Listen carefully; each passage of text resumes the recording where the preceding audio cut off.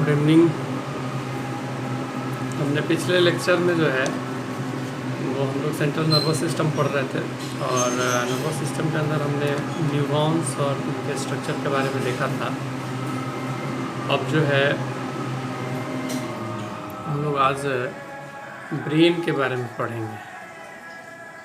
Basically central nervous system के अंदर brain और स्पाइनल कॉर्ड के बारे में पढ़ना होता है, तो आज हम देखेंगे ब्रेन के बारे में।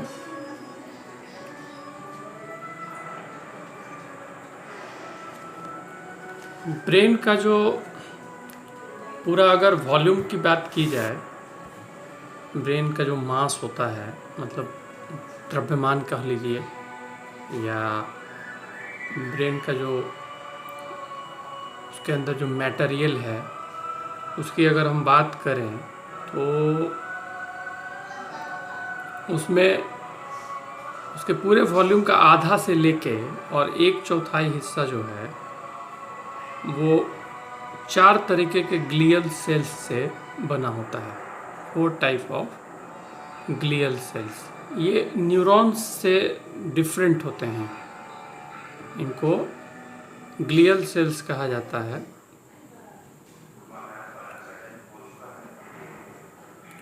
न्यूरॉन्स में जैसा कि आप लोग जानते हैं, उनमें वृद्धि करने की और अपने समान दूसरे सेल को पैदा करने की क्षमता नहीं होती है। मतलब वो अब रेप्लिकेट नहीं कर सकते हैं, रिप्रोड्यूस नहीं कर सकते हैं। लेकिन ये जो ब्रेन टिश्यू को बनाने वाले ग्लियल सेल्स होते हैं, इनमें रेप्लिकेट की क्षमता होती है। मतलब एक सेल से 2 सेल, 2 से 4 सेल, ऐसा करने की क्षमता इन ग्लियल सेल्स के अंदर होती है, न्यूरॉन्स के अंदर नहीं होती है। तो ये जो 4 तरीके के ग्लियल सेल्स जो हैं, इनको कंबाइंडली हम लोग न्यूरोग्लिया कहते हैं, न्यूरोग्लिया। तो ये 4 तरीके के होते हैं। इनके नाम हैं एस्ट्रोसाइट, ओलिगोडेंड्रोसाइट, माइक्रोग्लिया और एपेंडाइमल सेल्स।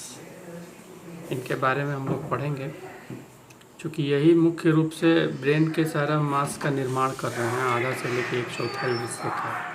इनके बारे में जानना जरूरी है। तो जो एस्ट्रोसाइट्स होते हैं,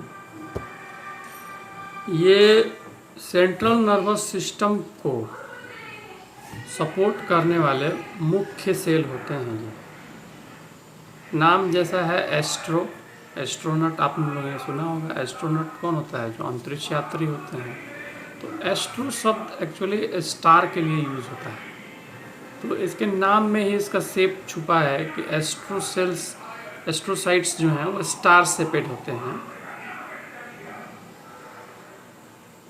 ये म्यूकोपॉलीसैकेराइड के बने हुए ग्राउंड सब्सटेंस में पड़े रहते हैं और चारों तरफ फाइन ब्रांचेस, जैसे स्टार्स होते हैं उनमें, वैसे ही इनमें फाइन ब्रांचेस किनारों पे छोर निकले होते हैं।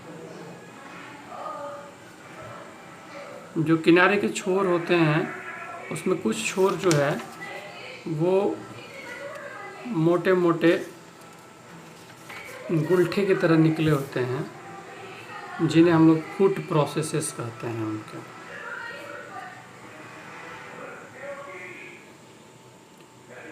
दिमाग को सप्लाई करने वाली जो खून की नलियाँ होती हैं, उन्हीं के चारों तरफ ये एस्ट्रोसाइट्स ज़्यादा मात्रा में पाए जाते हैं।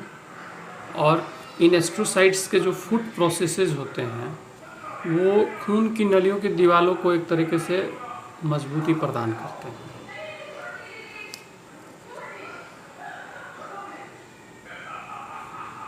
तो हम ऐसा भी कह सकते हैं कि न्यूरॉन्स को सप्लाई करने वाली जो खून की नलियाँ होती हैं वो कैपिलरी वॉल के साथ साथ एस्ट्रोसाइट के जो फुट प्रोसेसेस होते हैं उनकी दीवार से अलग होती हैं,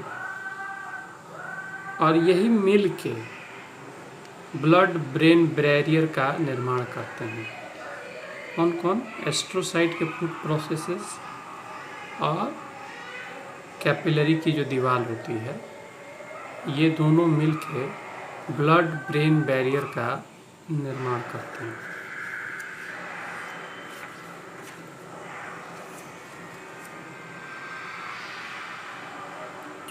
अब ये ब्लड ब्रेन बैरियर का कार्य क्या है भाई? जैसा हमने पहले पढ़ा था, बॉडी में जो काम फाइब्रोब्लास्ट करता है वही काम सेंट्रल नर्वस सिस्टम में ये ब्लड ब्रेन बैरियर करता है। Blood brain barrier is a selective barrier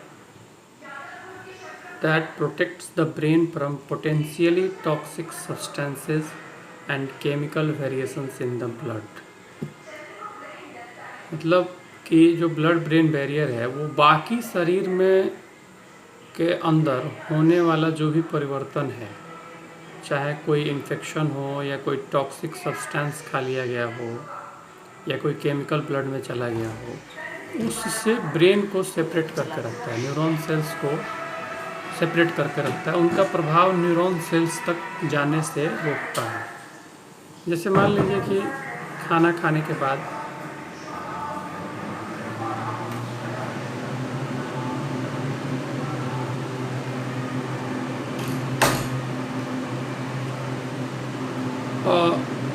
हमने अगर खाने में कोई गलत चीज़ खा लिया है, कोई केमिकल सब्सटेंस खा लिया है जो टॉक्सिक हो, तो वो तुरंत ब्रेन सेल्स तक नहीं पहुंच पाता है। ये ब्लड ब्रेन बैरियर ही है जो रोक के रखता है। इसके अलावा